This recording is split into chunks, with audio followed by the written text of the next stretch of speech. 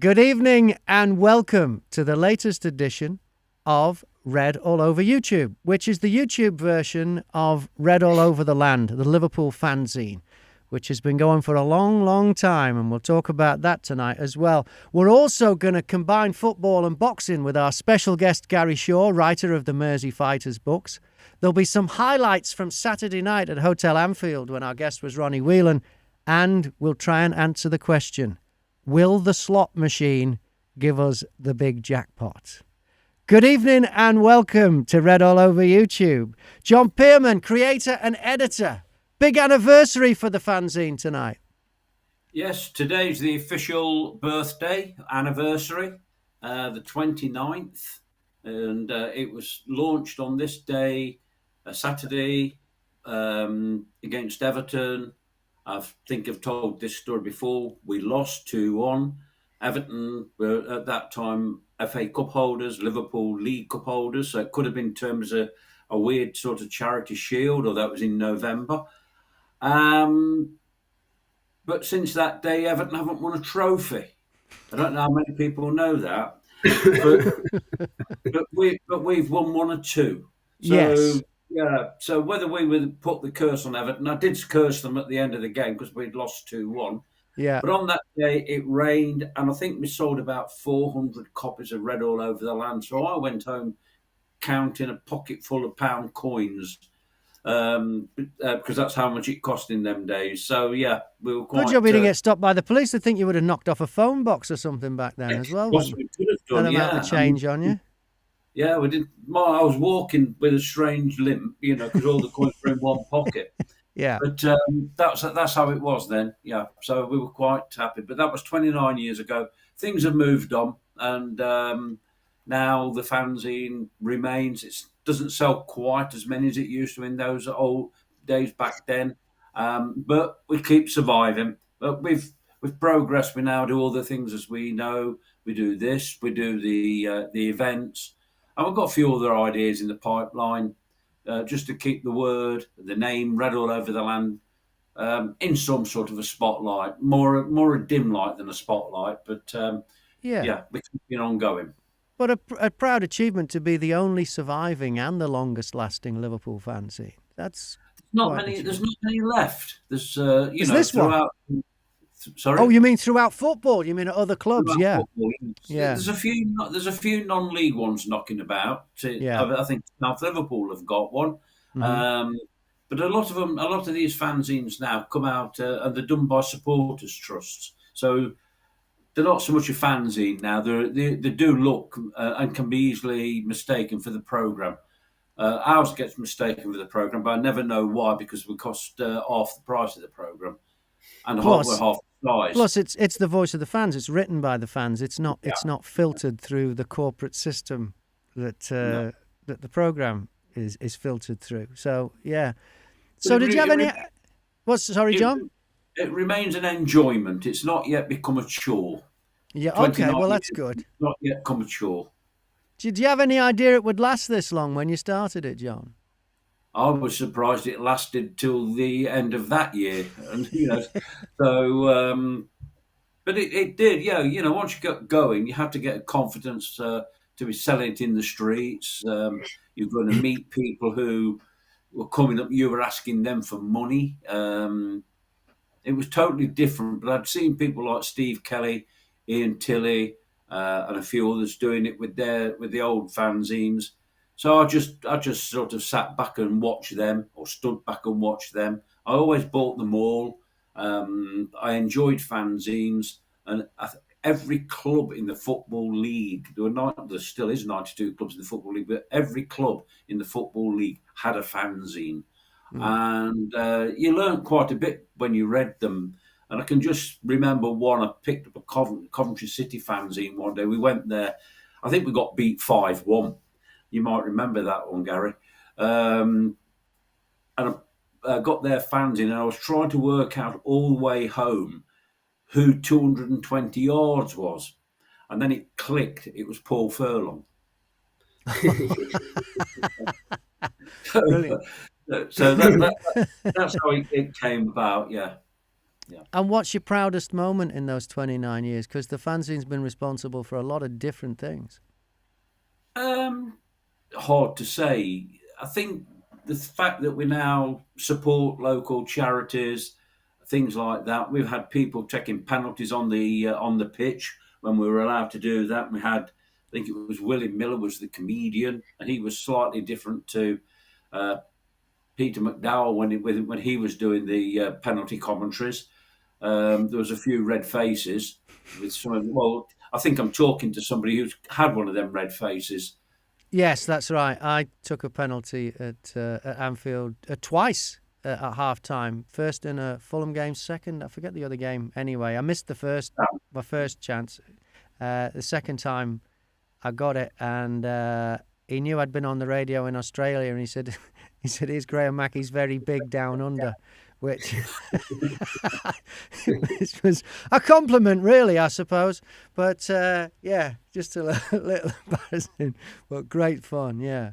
Well, congratulations, John. And it's you that has decided. I mean, I know you're a boxing fan from way, way back. And it's because of you we've got our special guest on tonight, Gary Shaw, the writer of the Mersey Fighters books. Gary, welcome to Red All Over YouTube. Thank you very much. Yeah, glad to be here, and happy anniversary to the fanzine. And you're a Red. How did you become a Liverpool fan? My dad, my granddad, my uncles. That they were all Liverpool fans. My first game I ever went to, I was told afterwards. I must have remembered it for all of maybe 6 weeks or something like that. But it was Ron Yates' testimonial in '74, which I know all about now. We lost to Celtic 4-1, and Bobby Charlton guessed it for them. And I don't remember a single second of it. I don't remember a single second. I was 5. Come on, I just couldn't remember it. But after that, went to a few more games. Always with my dad, obviously, and his brother-in-law, my uncle, and he was a big Red. And then by the time it got to about 79, when I was like 10, 11, started to go with my cousin, my uncle's son, and we went everywhere. When I was a young teenager and he was an older teenager, and we started to go away when you could just on a whim just decide, let's go to Leicester, or let's go to wherever, and we started to go to finals, did all the League Cup finals, and that was it. Yeah, that's the way to get into it, isn't it?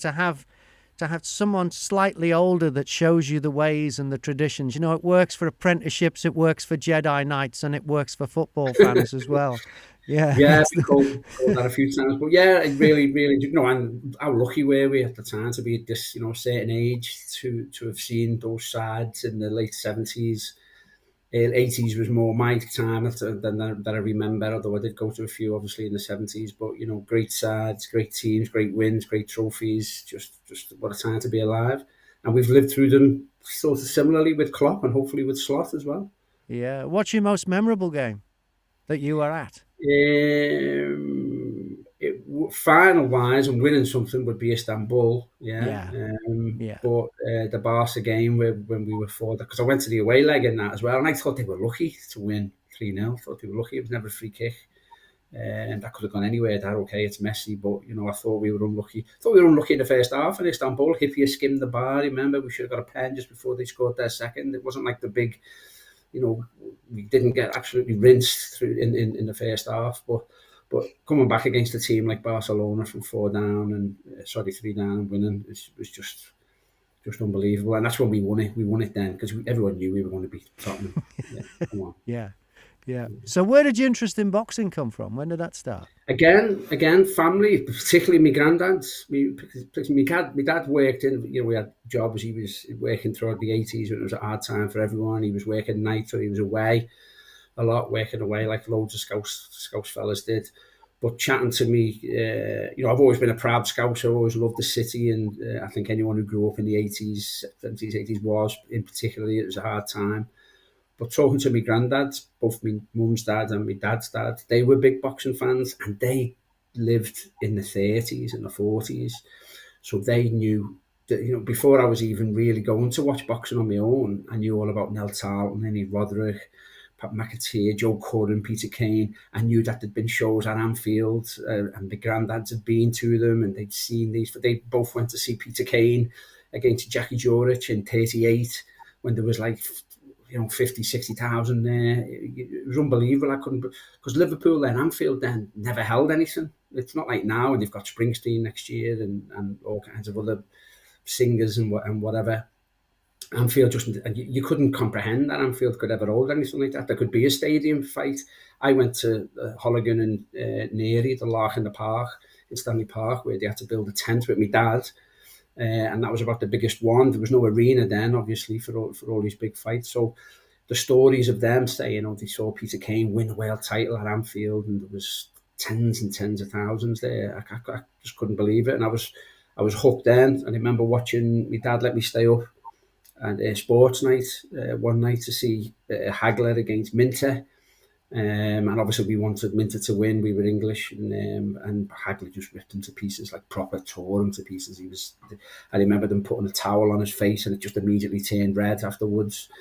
And I was into it then. But really, really, Scouse boxers, Liverpool boxers, no one wants them to do well more than me and their families. I think it's like I just love Scouse boxers winning stuff. You mentioned Pat McAteer, and I was born a McAteer. My dad's a McAteer in Liverpool. He's from the Dingle, and he used to tell everyone he was Pat McAteer's brother. And he is Pat McAteer, but it's my Auntie Pat, his sister. But technically, he was telling the truth, but I don't know whether it ever got him out of trouble or whatever, but he used to do that. So, John, you've taken a real interest in boxing, haven't you, from a long, long, long time ago?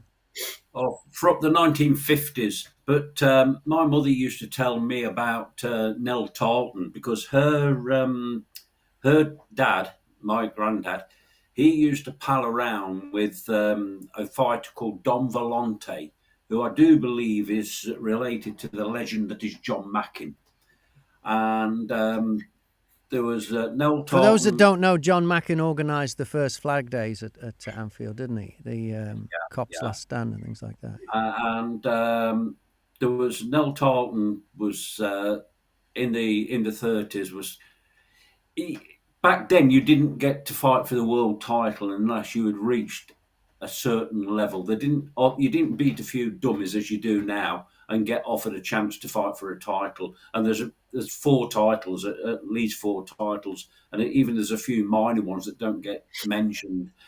Them days, people like Tarleton, they had to go all the way up this ladder. And I think he fought nearly 150 times. Mm-hmm. And you weren't fighting every 6 months. You might have been fighting every 6 weeks. And you had to do that to make some money. So that when I used to hear these stories of Nella, as he was known, and Don Volante, and I believe Nell Tarleton was on the TV once, and Don Volante was on with him. This was in the early 50s, well, say the early 50s, it was in the 50s, because television was pretty new. And that's when she told me who he was. Yeah, and was the fight promoter Johnny Best? Was that the guy that used to be one of the pre-war fighters, one of the Best family? Yeah, it was. So the reason, Tarleton, he fought at Anfield a good few times, headlined a couple of times. I think he headlined the first one that was there, which was in 31 against Johnny Cuthbert for the British title. Cuthbert was a really good champion, and Tarleton had drawn with him, I think, down in London. And then they got the rematch up here, and Johnny Best was instrumental. Johnny Best was a promoter.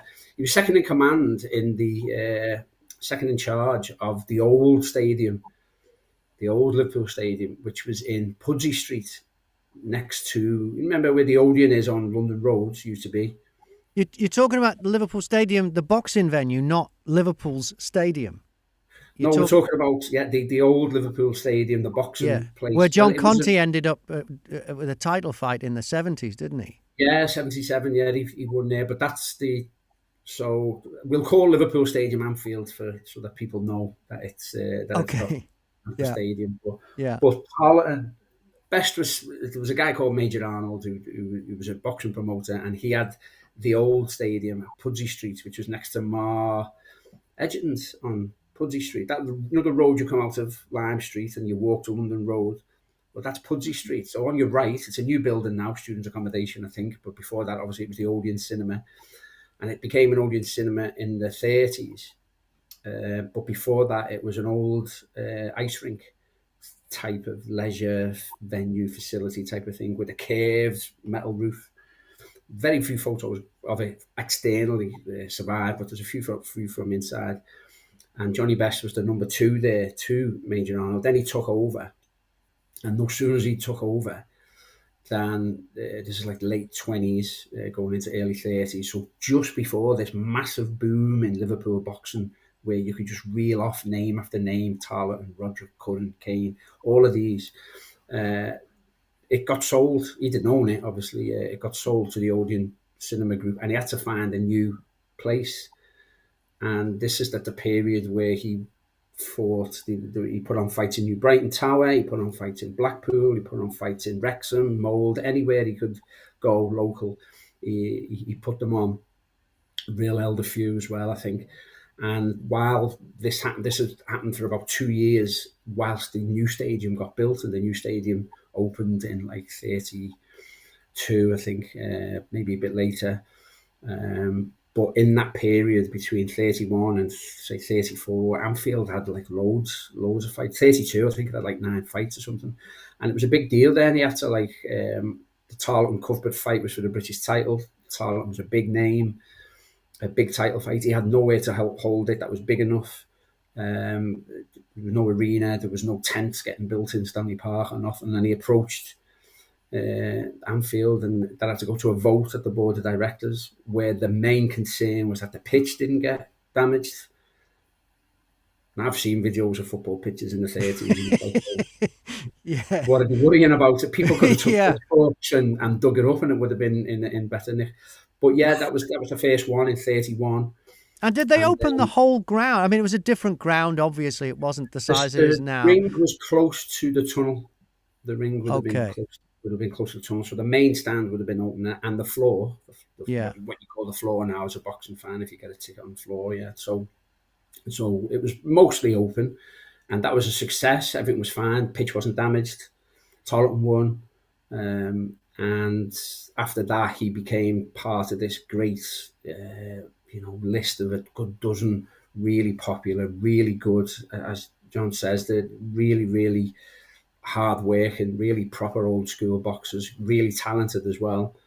And they had nowhere to sort of showcase themselves locally, as the stadium had been turned into a cinema, and the new stadium was getting built. They had to knock down the cemetery and the church in St. Paul's Square. So that was a big deal. There was a big inquiry there as well, and had to move all the bodies and everything. And people think that that's why it was called the Graveyard of Champions. But it wasn't, because the old stadium was also called the Graveyard of Champions, and it meant what it meant. You don't have to overthink it. It was, you're a champion and you went there was a good chance you were going to get beat. So that's why it got called Graveyard of Champions.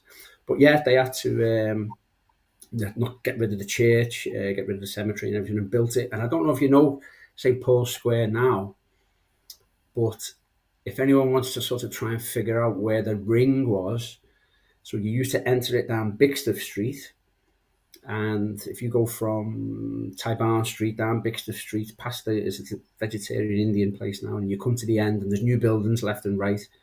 This is the back of Exchange Station. It was just there. The entrance was just there. You went up. You'd say, I had a couple of boxers who were in the books when I interviewed them. I used to interview them in St. Paul's Square in a cafe food place where the ring was. And we stood in there, and he went, this is, and he walked around, and he was figuring out where it was, and he said, it was here. It's just here. It was just in front of the bar of a place. I think it's still empty, but there's a food place in there now on the right. It used to be the place that you paid by the minute. And that's where it was. That's where the ring was. It wasn't right in the middle of the square, but that's where it was. And then that opened. It was the first purpose-built boxing stadium in the country. Held about 5,000. And every Thursday night, just rammed. It was just absolutely rammed. And everyone appeared there who was anyone in boxing. Tarleton probably the most. Joe Curran as well should have got a world title shot. And then in 34, Tarleton was still around. He fought American for the world title at Anfield, lost that. And then in 38, you had Peter Kane, who was a flyweight from Goulburn, just by Haydock Racecourse. And he fought an American, Dex George 4 times in a fight. And both my granddads went to that. And so I was brought up on all of these tales of them and how good Kane was. That he got dropped 4 times, George, and that they reckon about 4,000 people got in without paying. And they reckon there was about 60 odd thousand there, yeah, which was just amazing. Yeah. There's no reason why boxing couldn't come back to Anfield, especially now with the facility it is. I mean, Tony Bellows fought at Goodison, hasn't he? I was at that one, yeah. I was at that one, unfortunately. I had to grit my teeth and go there. But he'd always wanted that, hadn't he? He'd always wanted that, hadn't he, to fight there. Massive Evertonian. Like a lot of Liverpool boxers are, especially North End boxers. Loads of them are Evertonians. Loads. Peter McGrail, who I think could win a world title. His dream is to have a world title at Bramley-Moore. Yeah. He's a big name. He's a great talent. Everton have a similar dream for a title at Bramley-Moore, but theirs is a bit more far-fetched. They're not going to get it. Yeah. They'll have to move the cuckoo clock to get the trophy in or whatever. But they all want it, yeah. And that was a big success. That was really good, really well organised. It was a long way to go to the press conference afterwards. We had to walk across the pitch and everything. But yeah, it was at the time that fight happened. I remember people were talking about maybe Anfield hosting them, and then I had to remind them, well, they're hosting it again because they've already held over 20. I think it's 24 in the space of about 18 years. They even held some in the war. The famous one in 1940, Ernie Roderick against Eric Boone, was a famous fight. I think there was about 12,000 there for that, and there was supposedly, I don't know whether it's just a apocryphal tale, but supposedly there was a German plane came over, because this is 40, the Blitz for England, in England, Liverpool, Coventry, London. And supposedly a German plane came over that people saw, and there was a Spitfire little dogfight above it, and people in the ground could see it and were cheering, supposedly, while the fights were going on. So, surprised they let them leave the lights on. Yeah. Yeah, I think by then it was held in the afternoon. Okay. And then in 42, I think Peter Kane fought Joe Curran, which about 3-4 years before maybe would have been an unbelievable fight. Probably Joe was maybe just a little bit past his best, and the war sort of ruined any chances he had of fighting for a world title, because he was in the top 10 for years and years. And Joe was in the Navy during the war, but was based in Liverpool, so fought in Liverpool all the time. And Peter Kane, I think, got joined the RAF, but stayed local. I think he was in the one that was in towards Warrington, where like IKEA and all that are now. What was that called? Burton Wood. Yeah. Burton Wood. There was a American base there, wasn't it? Before that, it was bombers. Before that, it was British. And he was in. Complete aside, there was a lot of black personnel, American personnel, based in Burton Wood, and I did my first degree was on history degree was on boxing in Liverpool in the Second World War, and there was loads of black American servicemen who came to and boxed, and Johnny Best gave them, they got a license and everything, and Johnny Best had them on for about 6 months, so they were earning extra money coming to Liverpool, dancing with our women and all that, doing whatever they were doing, drinking our beer. And then they put a stop to it. The US Air Force put a stop to it and said, "Oh no, you can't be doing that anymore." And but they put a stop to all of their servicemen boxing, all not of just them, the yeah, black not just ones. the It wasn't, black, but there was a lot of them. And the Free French Navy, after France fell, and Free French were based down in southern France, right there, and then they moved to Britain. And one of the bases was in Liverpool, and there was about half dozen Free French Navy fighters who fought there as well. So it carried on. Yeah. It carried on during the war. In 42, when Kane fought Joe Curran, there's video of that. There's video of that fight. And they gave half price to... and that was at Anfield? That was at Anfield about. So there is footage of boxing at Anfield out there. Is it? Yeah, I've seen it. I've got it on an old videotape. Yeah. What they do is Wow. they scan it. Mr. Chumley Warner talks about it, and he says, "Oh, what a great appearance by," and he calls them the Navy. It was good for morale, wasn't it, for the Royal Navy man, Joseph Curran, and the camera pans along, and I think it's the front of the Kemlin, the old Kemlin. It's the front of the Kemlin, and there's all Wrens there in the uniform supporting Curran because he's in the Navy, and then on the other side there's all. So not quite your ring girls, no. No, there's all the same, and then all the WAF there supporting Kane. Yeah, Kane wins, and this would have been at bantamweight then. There's no way Kane would have made flyweight by then, but it was, and then 44 another title fight when everyone knew the war was won. Really, then it just my mind boggled when they were chatting about all this. My granddad's. It was just great. Yeah. Yeah, it's almost a forgotten history of Liverpool, isn't it? Because it's a big deal to have major sporting events happening at Anfield, major boxing events. And you mentioned how a lot of the boxers are blues. Do you know how many were reds and if there are any particular? Well, I think going back to then, I think you've got to look at it in a slightly different way from how you look at the relationship now, because I think a lot of boxers, we know Paul Butler's a big Liverpool fan, Robbie Davis, big Liverpool fan, and most of the Smiths, if not all the Smiths, are big Liverpool fans. Liam, Callum, they always wanted a world title fight at Anfield. There was talk of that. It was as recently as like a couple of years ago, they were saying, Callum could get a world title fight at Anfield. Which would be amazing. It would be unbelievable. I just love it so much. But going back to the 30s, maybe probably as late as the 60s, I think the relationship was more the other way. Whereas now there's lots of boxers who Liverpool fans. Tasha Jonas is a massive Liverpool fan. See it at the game all the time. Seen that at away games. Seen Liam at away games. But all of the lads at the Red Triangle are all Everton Red Triangle. Most of them are blues, big blues. McGrail, all of them. Obviously, Anthony Bellew was.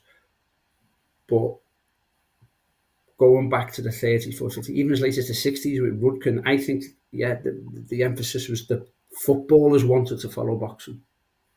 Do you know what I mean? So, yeah, Rudkin, a lot of footballers followed them, and I think it's a changing dynamic of the makeup of the teams as well. Holligan, Neary, when they fought each other, there was a few Liverpool boxers there, all English. I don't think you'd get like, would you get, and they're a world away now in terms of income, would you get Salah turning up to watch McGrail? I don't know. You might get a few Everton players, and you would get Everton, mainly English players, I would imagine, would turn up for that. But, in the 60s, everyone wanted to be seen with Rudkin. He was a big Liverpool fan. Went to school with Jerry Marsden, didn't he? And he was on This Is Your Life with him as well. He turned up, and Shankly turned up at Rudkin. Shankly turned up at This Is Your Life. Oh my God, unbelievable, you've made it. And then in the 30s and 40s, Dixie Dean was a big boxing fan. And there's lots of shots of Dean going to the stadium, and I don't know whether he took training tips off Tarleton and Roderick, things like that. Whether they were interested or fans. I mean, as John said before, they fought so often that what games were they ever going to go to? And they fought often to keep fit because there was very few full-time boxers then. So it wasn't like they could take time off work to train full-time. Only the full-time boxers could do that. So if you were a run-of-the-mill boxer, maybe at that time 30 fights a year, you probably had another job, and to stay fit all the time, you took that many fights, you see, whereas Tarleton could take time off and go to training camp in Orton. You used to go to Ormskirk in Orton, that Royal Oak, I think, pub on the left as you go in. You used to go there for the fresh air and train there. But yeah, I don't know what persuasion they were in terms of football, really. But back then, I think a lot of them would, if they were interested in football, they were just interested in football, weren't they? I mean, it was like a lot of people are around this time, if Liverpool weren't playing, they'd go to Goodison and vice Yeah, versa. yeah. So I think that's why Dixie Dean was a big boxing fan as well, because he would have. I think people just would have took the opportunity to make go. There's plenty of photos of them there. You know, him and Tarleton sitting there, or a few other people all smoking away. I know there's a time when you just mentioned it, when if there's a fight or if there's a fight now, then footballers can afford to go.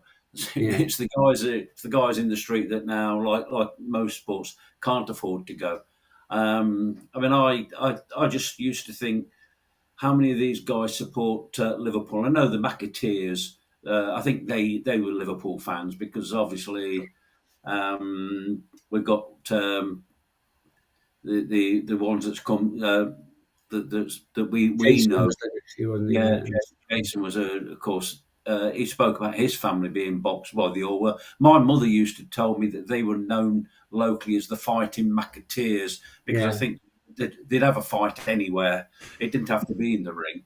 That was how they were. But you know, if you, I think everybody, football fans today, would support it. If there's a Liverpool boxer came through, doesn't matter whether he's a blue or a red.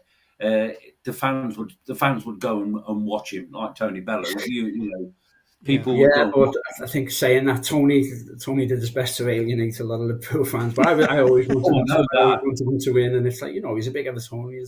Of course, he wants to fight there. Of course, he wants Everton to win. Of course, he wants him to beat Liverpool and that. But I know plenty of Liverpoolians who are saying, "Oh, I could never have him."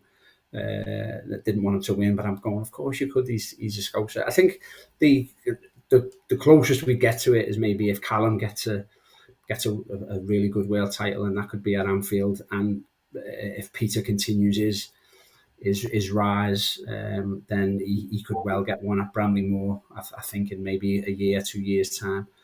I think as I say, the relationship between footballers and boxers in the city has changed a little bit, because football's changed. It's you can't imagine it's like trying to imagine how many miles there is to Jupiter, what these wages are. They're just numbers that you can't comprehend. But earlier, even as late as the 60s, it was different, where there was a bit more parity, where the boxers would maybe earn a bit more money than some of the footballers. Whereas that's just not the case now. So Rudkin, I think, is a really interesting one, because I've always said, so Rudkin was part of the Great British amateur team that beat America, the American amateurs, 10-0. Yeah, I remember that. In 1960. And this was front page news, let alone back page news. It was front page news. No one could believe this. Billy Walker was in the team, and Rudkin was in the team. Rudkin was captain, and Billy Walker was captain, And there's little Alan Rudkin, born in Wales, grew up in a dingle. Went to school with Jerry Marsden, 1960s. He's just a young man, teenager. Ends up having this, wins a couple of ABA titles as well. Superb boxer, superb. 62 turns pro. Okay, turns pro down in London, but everyone knows who he is. Liverpool get promoted. He then starts winning area titles, wins a British title, ends up over the next 8-9 years winning the European title, winning a British title at another weight, fighting for world titles, having to go abroad to fight world titles, which is another story. Really, really unlucky. Had to fight in their backyard all the time. 65, Liverpool win the league, Liverpool win the FA Cup, Everton win the league. He's in the middle of all this. What else is happening in Liverpool in the 60s? Music. I think there's a music scene. I can't remember. Some beat combo were doing well or something. But I always think that's a really under discussed aspect of Liverpool, of Rudkin's life and Liverpool boxing, is that Rudkin was right in the midst of this absolute social and cultural phenomenon that Liverpool was experiencing at the time. Liverpool in the league, then Everton. They were like passing it to each other, weren't they, for about 4 or 5 years? And then the Beatles are just changing the face of music forever. And there's little Alan Rudkin in the middle of it all, Scouser winning, and others as well. Johnny Cook, who was a bit older then and did really well to win the British title, and he was mates with Ian St. John. Even as late as then, there was this close relationship. But I do think it was from a different angle than footballers wanted to be seen with boxers.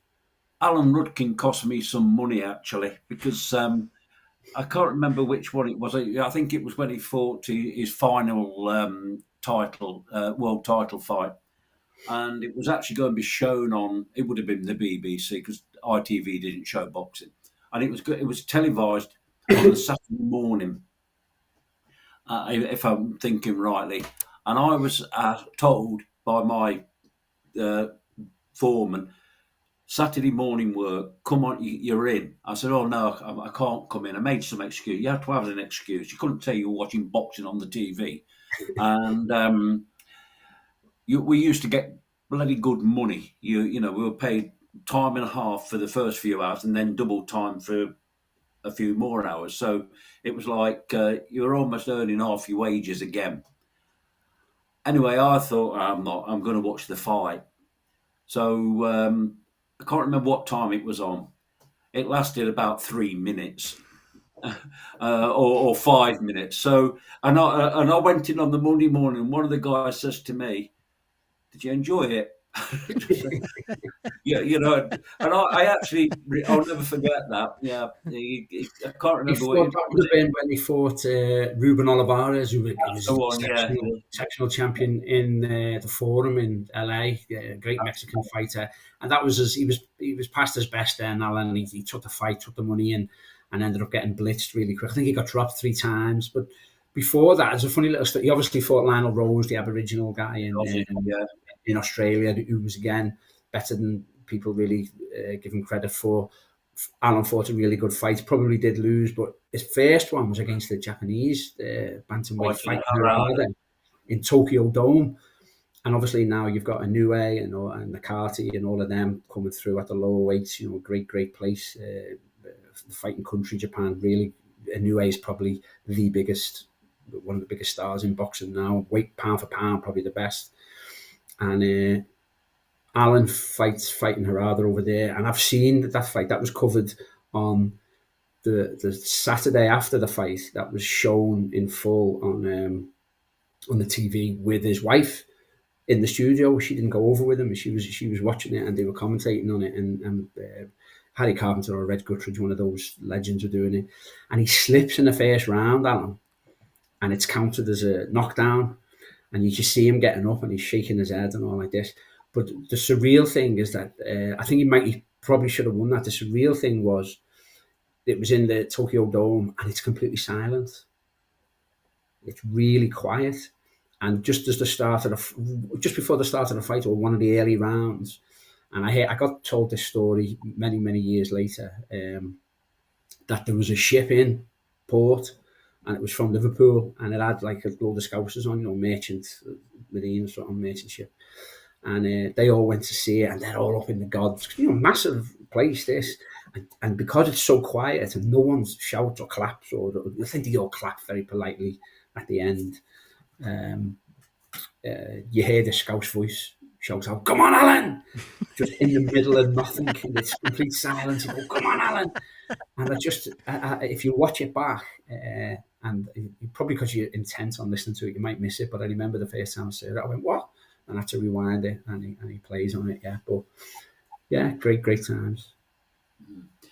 But he ended up with the pub in town, didn't he? Another slight tenuous footballing, because football fans do drink in there before the game. He had the big house, he had the Grapes in Lime Street. Yeah. And the sad thing there was he had that for a long time. And if people remember back in the day, it used to have massive paintings of steam trains, I think it was, on the wall. A good half dozen of them, really big ones, but you know, not reprints. They were proper paintings, and they were there when he bought the pub, and they were there when he left and sold the pub.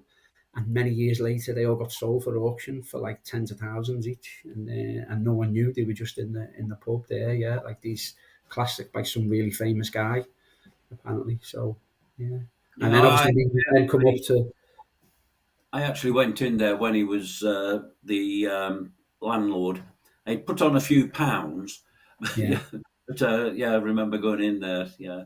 But I used to see him when I was at uni, and I'd go and drink around, like take the Pilgrim and the Grapes and all of them up sort of that south end of Liverpool city centre. And he used to drink in Pilgrim a lot. He used to drink in the Crack. So he drinking. He ended up. On Rice Street up there? Yeah, he ended up dying there, didn't he? And in the street one night. But that's where he used to drink in the crack, and he lived just round the corner.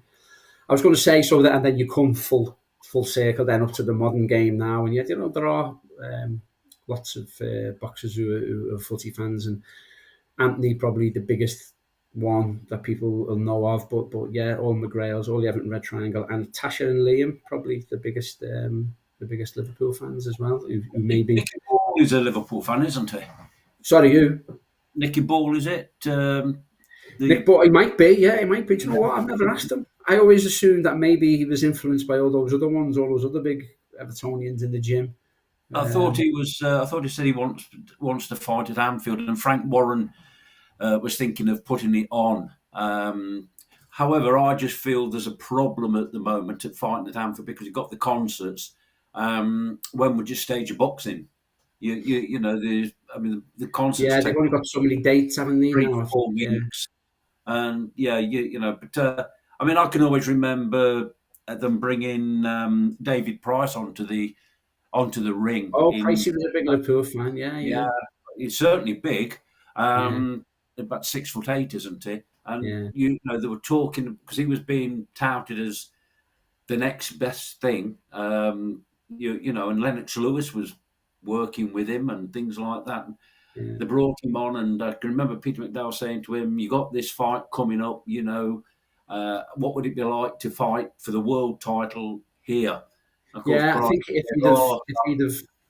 he'd have got a world title shot, heavyweight isn't he? I always say to people, boxing's a completely different sport to others.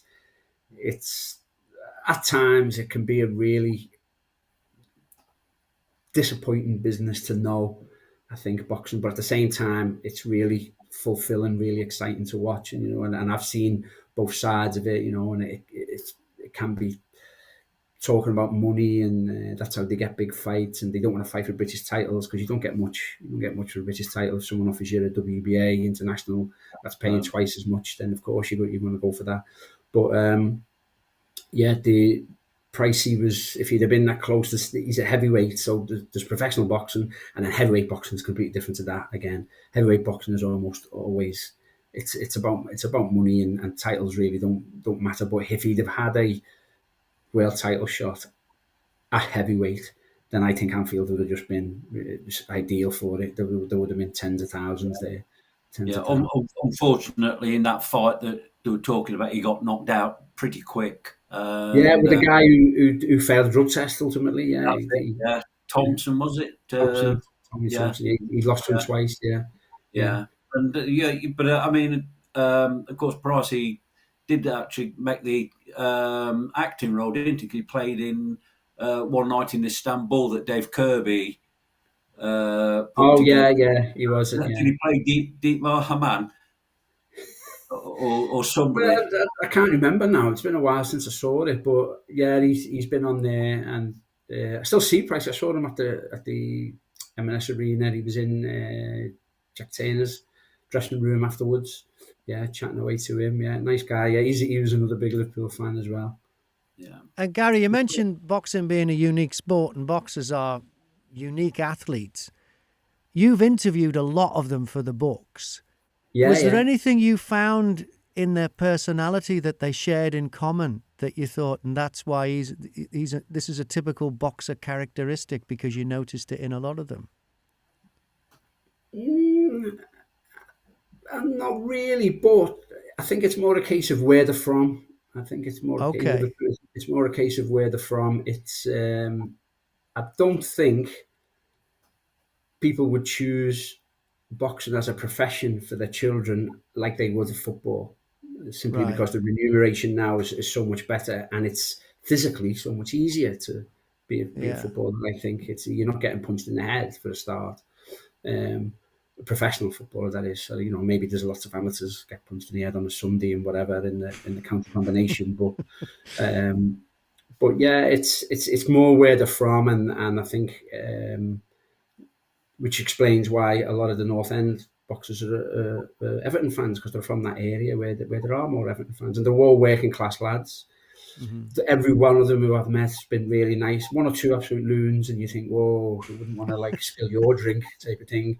But really nice lads, really dedicated. They've all been decent lads and girls, obviously, should say that.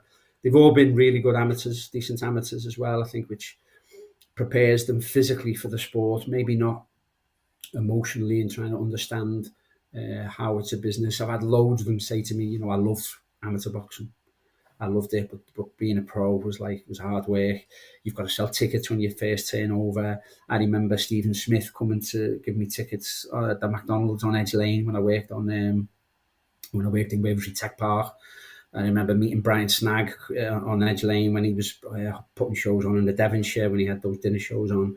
Meeting Kev Satchel outside the Lee Arms, is it, up near Everton's ground, to get tickets off him. You know, it's hard work until you then get to that level where you can, a couple of your mates maybe can then go around and sell tickets, or the promoter can sell them for you. Early on, it's a really hard game, and you've got to stick to it, and you've got to be able to sell tickets as well. So beyond being physically, you know, at your peak and training, going away for somebody every night, and the amount of story, it's dedication. Dedication would be it. Like the ones who make it stay there, and the stories I've heard of them, like John Watson fought for the British title against Anthony Crolla, lost. Crolla was like a little bee buzzing around and didn't hurt him, but just non-stop. And John Watson was a great pro, loved him. I loved watching him, classic style. Oh, he was really good. He'd been a really good amateur, represented England, but he was an electrician. That was his job. He was an electrician, and I remember interviewing him, and he was saying things like, I'd get up. He lived in Huyton. I'd get up such and such a time. I'd drive to Preston, whatever, to do a job. He was a commercial electrician in like factories and things, to do a job, and then I'd come home. Then I'd go for a run. Then the next morning I'd get up even earlier, go to the gym. My trainer would turn up there with me at then straight after that I'd drive to Preston. I'd do a full day's work. Then I'd come back and I'd go on the back. All that go. And it's like there's only 24 hours in a day. I had a young family as well, and it's like how they balance having a job and boxing is unbelievable. And it's full of names of lads who people won't hear of. Brian Phillips, I went to Oldham to see him fighting for the Central Area title, and he had all these lads have jobs. Pricey, when he won the ABA semi-final once in Preston, when me and my mate went to see him, when Joe Selkirk won and all of them, when Liverpool had like 4 or 5 of the 8 ABA champions that year, and he just finished. He said, "Oh, my shoulder's hurting." And I said, "Oh, how's your shoulder hurting?" Because he was working as a heating engineer for the council, and he was spending all day throwing boilers into skips. And it's like, what? It's dedication. How they can do it when the rewards early on are not that great. They're not as great as what people think they are, and that's why so many of them end up just be either with no money from the game. If you can get your mortgage paid, I think you've done well being a boxer, professional boxer. And the amount who don't do that is scary, and that's why sometimes it's a John Ireland always says to me, he says it's a dog's game. And he's been an amateur, went to the Olympics, he's won ABAs, he's fought for a British title as a pro, and then he became a promoter. And I'm like, oh, it's someone like John saying that, but it gives you these fleeting moments of just absolute joy when a Scouse boxer wins something. I just love it. And to have someone box at Anfield would be something I've thought about since my granddads were telling me about Tarleton and Kane and Curran and Stan Rowan, Jackie Patterson, all of them. Yeah, that's what I'd love to go to. I actually did go to a fight at the Liverpool Stadium I think it was in the early 80s. Me too, yeah. I travelled up from Leicester to watch a guy called Tony Simpson fight, and they got him lined up for this pretty big fight. And Sibbo was pretty good. In Leicester, he was a legend, boxing legend. And we went up there, we paid all our money, we got good seats in the arena, and the guy who was due to fight pulled out. So there's a last-minute substitution, and the guy he fought was called Mac Nicholson, who he'd already beaten a few weeks before, and it lasted about 30 seconds. And so but what we did, we went into a pub. I can't remember the pub near the stadium. And after the fight, Tony Simpson walked in and sat down with us all. He possibly had a drink. Yeah. But that was it. Plenty of drinks with boxers after fights and other times as well. Yeah, but the Cross Keys, that would have been, I think, the Cross Keys was the famous pub by the stadium, and it had an upstairs where all the journalists would go sit down and all them, and all the would have. That guy probably got Mickelson. Probably that was the biggest payday he ever had. Probably late notice is when you get paid a lot of money. Yeah, because they're desperate for someone to appear. It was from somewhere like Nigeria or something. So he probably earned more that night than he did in his life. Yeah. But when you said about Simpson being a legend in Leicester as well, I think that matters for boxers. They still have in brackets after the name where they're from: Manchester, Liverpool, Coventry, wherever.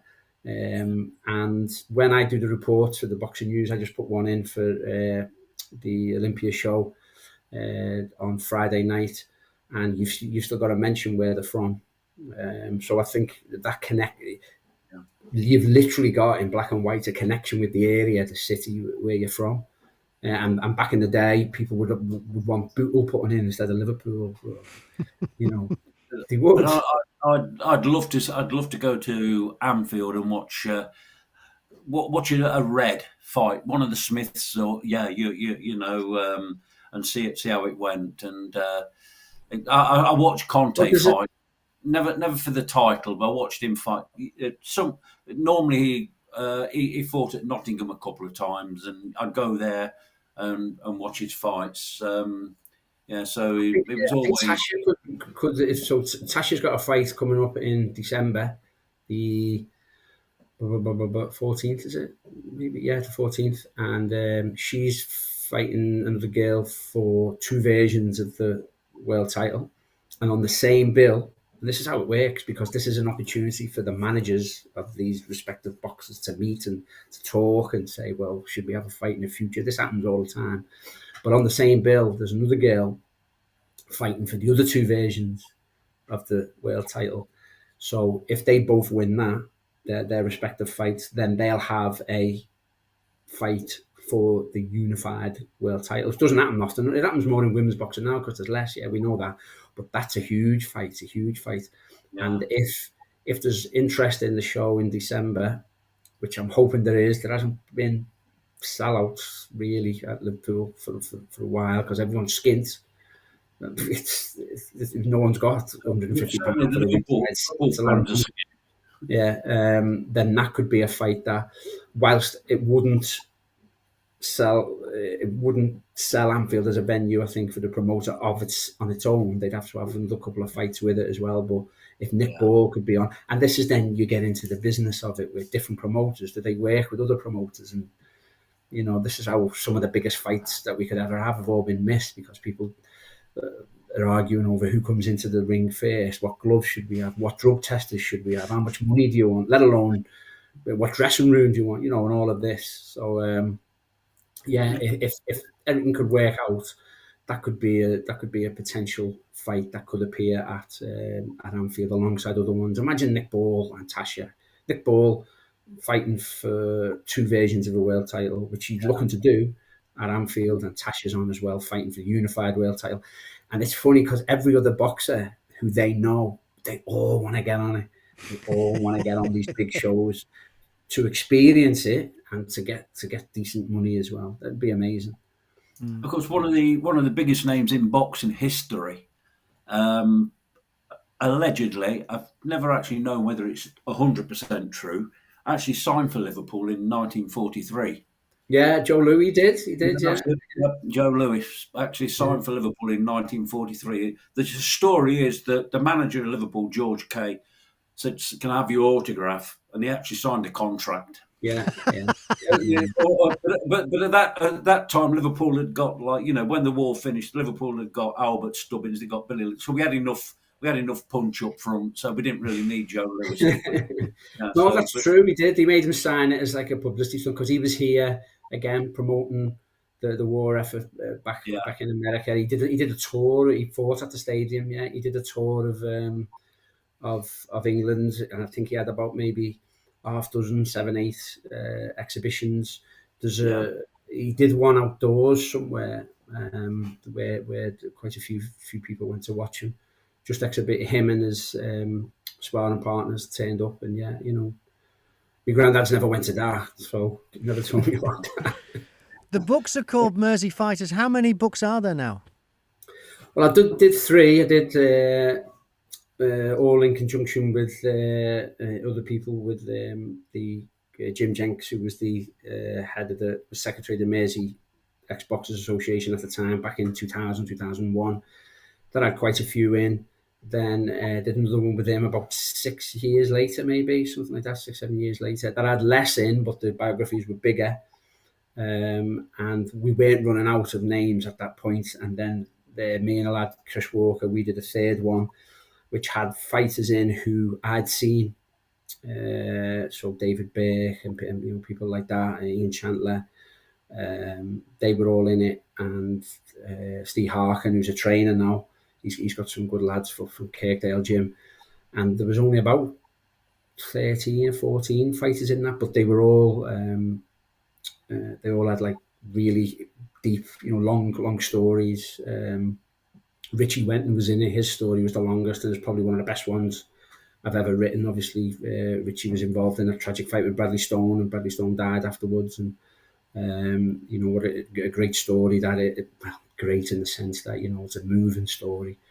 That was a good one. That was Mersey Fighters 3. That was about, I must do one like every 6 years or so, and then that was about 6 years ago.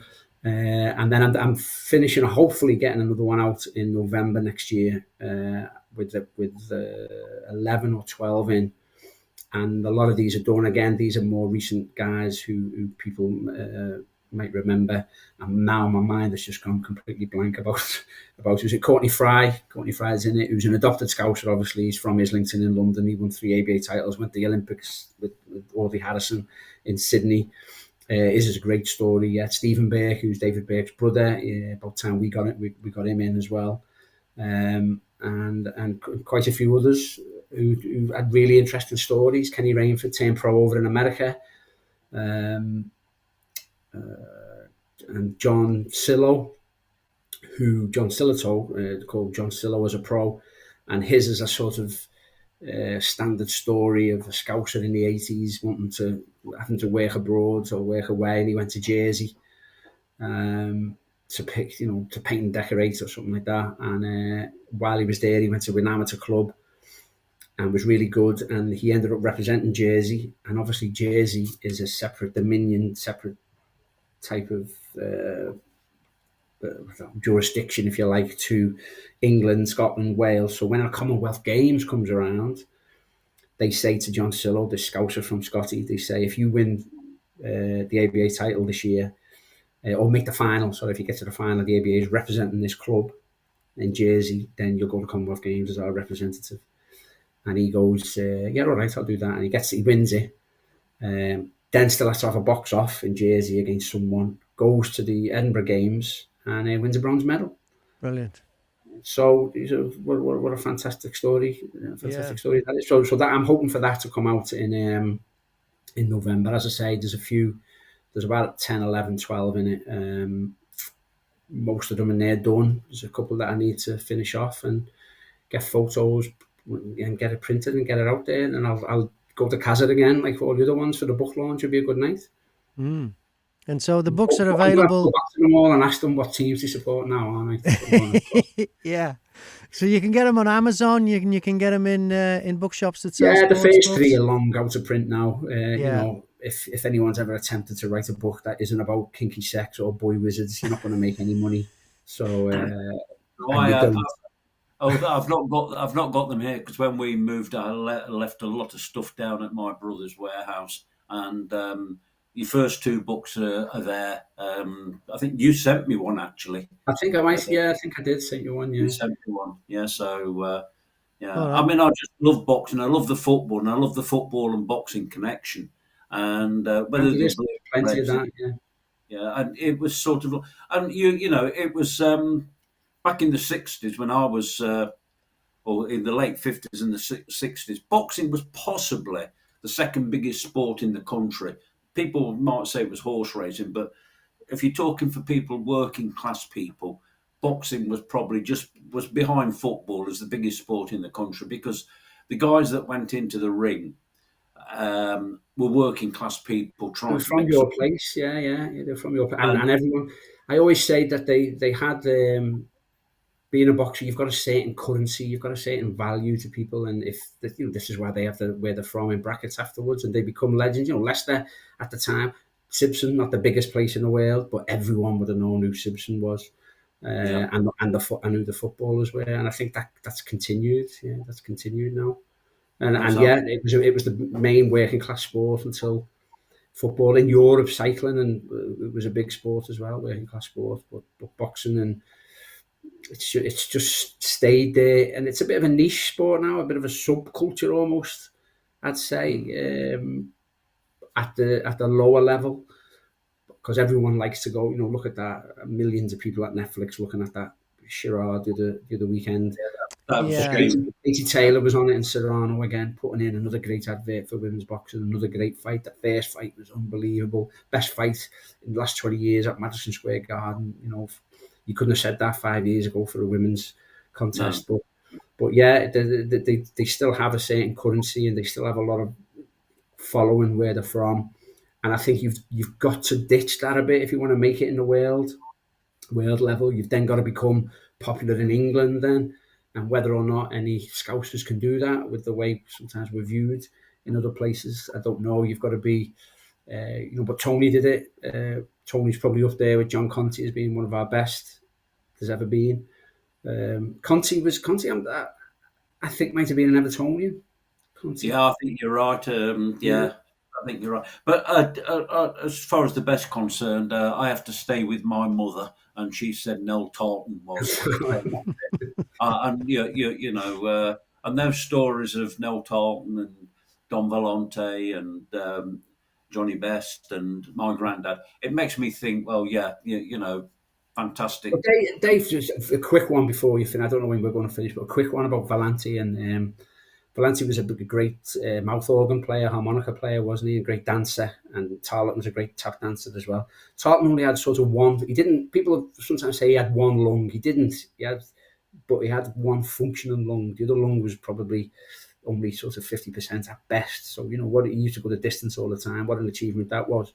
But they fought each other for the Northern Area title at Breck Park, Greyhound Stadium, when Breck Park, which is where the Dockers Club was, where the bin wagons are now. If you go down Walton Breck, and they fought there, and the referee was Tarleton won, I think, and there's a couple of really good photos of that. And the referee was Bombardier Billy Wells, who was a famous boxer. Nearly fought Jack Johnson, British heavyweight champion, and he's famous as being the original rank films where it's him. Symbol thing. That was him, and he's referee, and he was getting involved to the extent. And this is a true story. It's not hearsay or apocryphal, whatever. It's in print. And someone throws a chair at him, at Bombardier Billy Wells from ringside. They were arguing with him, and they throw a chair at him. Yeah, you don't get the photos, not of that, but of Tarleton fighting Vellante. Yeah, and they become big friends. And he used to play the harmonica, and Tarleton would do a little tap dance. Yeah, strange one. We've had some comments. Daniel Bibby is having. I'll put it on the screen here. That's my cousin. All right. What's that when he says, I think it's... Who's he talking about here? What was this? Did you get something wrong? No, was there a name you can remember? Because he looks like Cosse. He's got the same haircut. Oh, okay. All right. Rebecca Hodge has got one here. She says, evening, everyone. Mark Dean's checked in. This one's a little unfair, I think, from Height and Fatty. Is this another one of your mates? Yeah, I've advertised it profusely tonight, saying, come on, join in. And now they're all... I'm never doing it again because they're all coming on. But we all know who that is. That's Stan Laurel. And I think Macken is... Yeah, I've heard him say that he's been related to Don Vellante as well. And I believed him when his hair was jet black. but his hair's not jet black anymore, so I'm not too sure, because he says he's got a bit of Italian in him, doesn't he? Oh, yeah. No, he looks it. He looks it. Yeah, according to John, anyway. So that's the story. There's a few more stories about Don Volonte I could say about what my mother told me, but I'm not going to, because it might be classed as slander today. So. Well, it's been great having you on, Gary, and I hope you can stick around, because we're going to talk about some other stuff. You know, with us having the anniversary of Red All Over the Land, I actually thought it was Saturday night, and I announced it was Saturday night. It's actually tonight, isn't it? Today. It's the 19th. Yeah, November the 19th.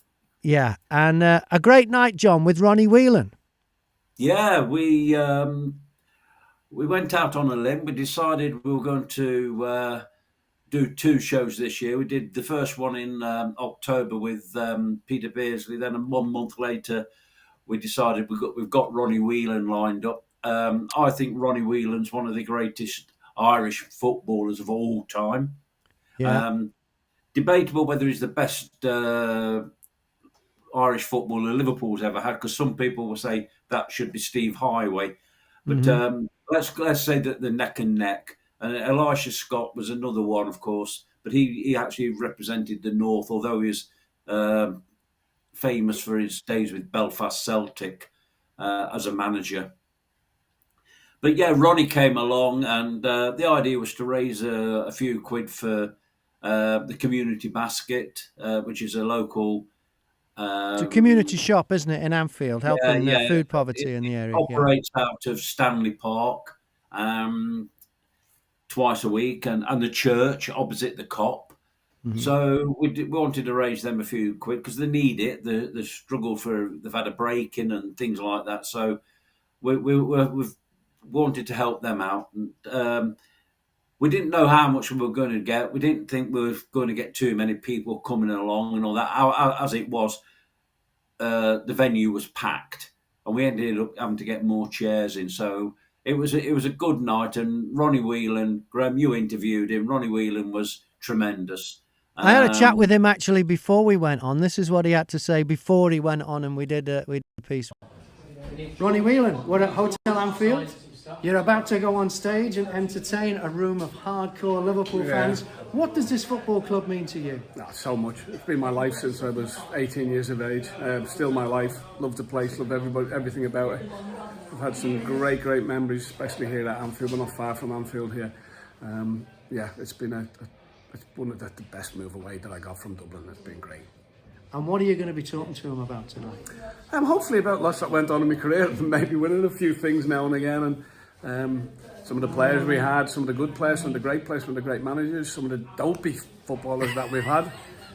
We'll have a laugh, hopefully. Brilliant. Ronnie Whelan, looking forward to it. Thanks.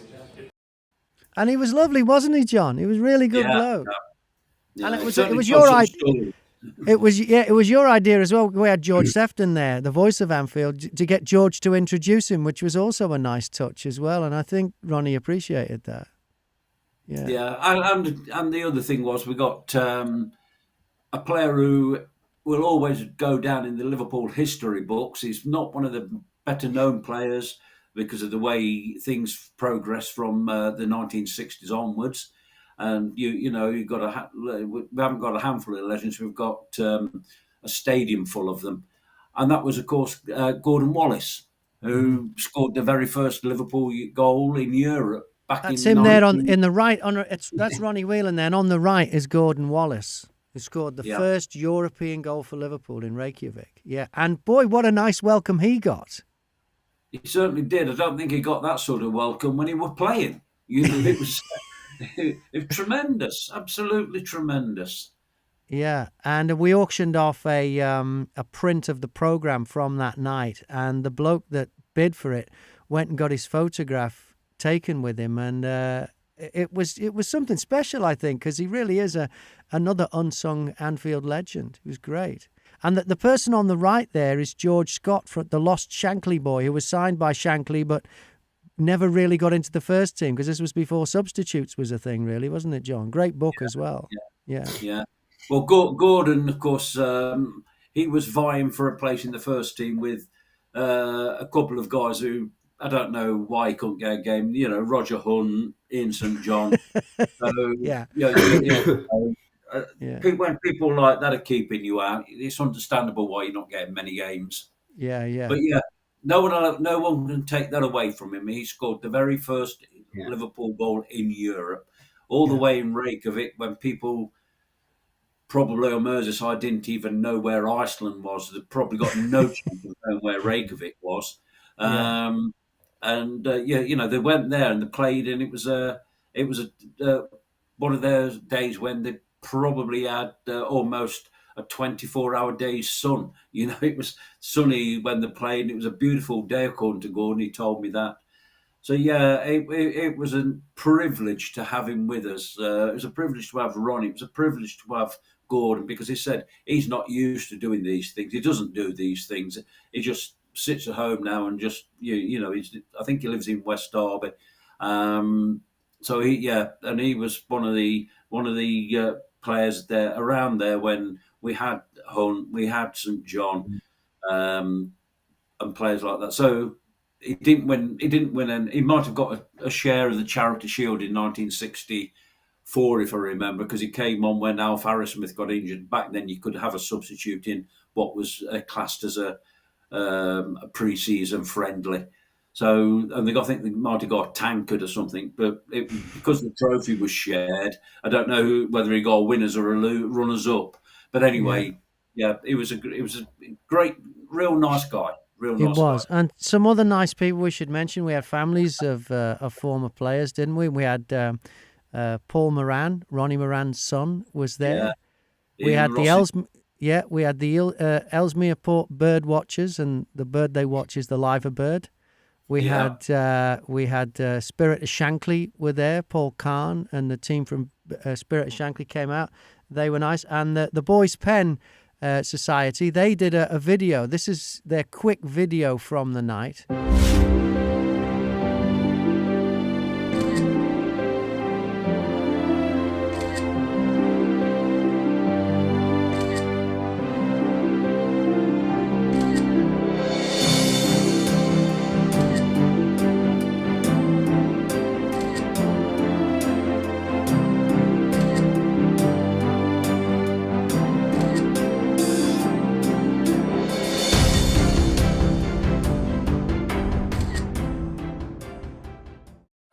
Yeah, it was another good one, John, wasn't it? It certainly was. Yeah. Yeah. So what's going to happen next? What's the next big event? You got? Can you leak any info ahead of time, or is it a closely guarded secret? My next idea, I've got two in the pipeline, or the pipeline might be the wrong word when I explain what one of them is. We're going to go and try to create a Red All Over the Land gin at the Liverpool Gin Distillery. It's on Charles Street, I think. And so I was there today talking about that. And we're looking around how we can do this, because a few things like that you have to get navigate, like the licensing laws, etc. Yeah. So we're going to do that, and we're going to try and create a label that will have on it 1965, which brings me straight through to the next event that I want to organise, which will be a 60s night. I've read All Over the Land 60s night, only it won't be bringing back the likes of the Swinging Blue Jeans, Jerry Marsden, and anybody else that appeared at the Cavern. What was that other group again you mentioned earlier? I don't know what happened to them. The Bottles, was it something like anyway, so we're going to try and get families from there, from the players that represented Liverpool in that final, and bring that to life. But as I say, Red All Over the Land 60s night. Because we've already had Ian Callaghan. We did one in Southport with him. Maybe he'll come back for this one. I think there's only probably 4 of them left, and I'm not sure on the all due respect, I'm not sure on the health matters. But you know, we've done it once. We've brought things back to life, and we can try and do that, because I was there in 1965, and there's not probably too many of us left that were actually there. So, but we did have one guy there, Adrian Killen, on Saturday, who won the Klopp jersey. He's got possibly the best history collection of Liverpool FC. So we're going to Is try. he the guy that's got the cine films from the 60s? Yes, yes. So we've got quite a lot. So that's what we're going to be looking at in 2025. Okay. And hopefully 2025 we might have something else to celebrate. Yep. Okay, let's hope so. Oh, what a great sync that was. They don't get, he doesn't, it's not been 29 years by accident, Gary. You know what I mean? I'm impressed. And the latest issue 307, is about to come out. John, what can we expect to see in that? Well, there's the front cover is just a hint to the club. Can you please sort this out?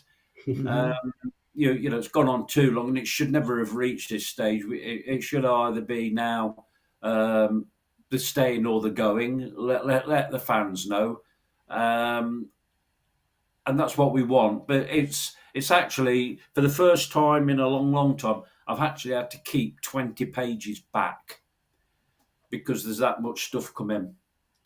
Oh, wow, that's great. And this is all fans writing articles that want to get them published. They've got stuff to say. Yeah. There's an interview with the Horsham Cop, as they call it, which is down Sussex, West Sussex, I believe. There's the story of the Anfield Rap, not the Anfield Rap podcast, radio, whatever they are, but the actual song. So yeah, there's quite a lot in it. And will this be on sale in time for the Southampton game away? Hopefully, yes. We've only got one person going to Southampton, but there'll be a few on sale down there, and then we'll really hope they'll get a dry night next Wednesday when we play some Spanish side. Might have mentioned earlier. Yeah. And then, of course, we play Manchester City. So bringing boxing back into it, we're now entering the heavyweight division, aren't we? Because we've got them. Then, of course, there's also following from that, we've got Newcastle and Everton. Right. So we're now into the heavyweight division of the football fixture list. And if you're not going to the match, you can pick one up at News from Nowhere in Bold Street. Yeah, or the Hotel Anfield. Oh no, if you're going to Hotel Anfield, you'll be going to the game. And you can subscribe at readallovertheland.com, which is a really easy readallovertheland.com. Just check it out. You can subscribe there. Yeah. So it's this is the one that starts the 30th year. So and that's where we're at. Okay. Well, let's quickly talk about football then. Well, how do you think we'll go then? Southampton shouldn't be too much of a problem, but that you just never know with football. Real Madrid, we're top of the European League right now. How do you think we'll go, John? I don't know. No, he won't stick his... Gary, do you want to make a prediction here? Well, the thing is, we came back from one international break and lost to Nottingham Forest, and you know how painful that is for me because all the family that I married into are Nottingham Forest fans. I don't know any Southampton fans, so but I'm like I don't predict or forecast results. I just think every game is a test. It's like going back to the boxing thing. You know, a lot of fights these days, you know who's going to win, but football's not like that. So I just feel that we are moving into the heavyweight part of the calendar, and if we get through to the new year and we're in a healthy position, that's all we can ask. What do you reckon, Gary? I don't know. I might take more of a risk than John there. I think we'd be Southampton. Yeah, I think they're down. I think they'll go down. Madrid, I wish that it was a knockout, and if we beat them, they'd go out. But the format of if they could go out twice, I'd love that. I'm not a fan. The format of the competition now, though, is now that everyone's played 4 games or so, is it? Yeah. You really, I don't think you want to finish 9 to 24, do you? There's some big sides going to go out at that stage, which always happens, but there'll be big sides going out while just as big teams are sitting back and like watching it on the telly because you don't play that leg, do you? You don't play that stage if you finish the top 8. I think we could put another nail in their coffin. They haven't played well this season. I think they're there for the taking, and we could sort of cement the fact that they're going to struggle to finish top 8. And I'd love that. I'd love them to have to play someone like Juventus or PSG or someone like that in the next round while we're doing nothing. I'd love that. I think coming up to Christmas, I think we could be 8 or 9 points clear. Christmas, I think we're on fire. I don't care that the Newcastles and the City beat City. Yeah. They'll struggle it's tough though, there. isn't it? It's City, and then John, is it Everton after City directly afterwards? No, it's Manchester. We've got City. Then we've got there's games are coming up thick and fast, but it's because Tottenham's in there as well, isn't it? There's loads of games in November, isn't there? Loads. Yeah. Even though there's been one. We've got Everton, then we've got Newcastle on a Tuesday or Wednesday night up there. Up there, and Everton's away as well. Yeah. Yeah, so it's going to be tough. So take it as the manager says. As a manager as always say, take every game as it comes. And one game at a time. Yeah. Yeah. Well, the big question then: will the slot machine give us the jackpot this season, Gary? Well, I think he couldn't have wished for a better start, could he? Really, I don't think. Okay, and the Forest game, as John said, was just a bit silly. And silly games at him now and again. I think he knows what to do. The game I really liked was the Leverkusen game because I thought that was a really tactical game, but not at the expense of good football, if you know what I mean. It wasn't like a tactical game. It wasn't negative. Yeah, it wasn't tactical like you're playing Porto when Mourinho was in charge of them, or Milan, and they just stifle everything. I thought Leverkusen looked really, really good. Alonso obviously knows what he's doing. The system he set up, and ours was, there was really good football there in that first half, even though it was 0-0, and then just turned it round second half, like he seems to have a knack of doing, and made a couple of tweaks. Substitutions seem to always work, and I think that sort of not proved it to me, but that sort of underlined to me that this fella, he's no mug. This fella knows what he's doing. People beforehand were saying, "Oh, he can't do it in England." Dutch coaches, and it wasn't a big team and nothing like that. But I think he's inherited a really good squad. We know that.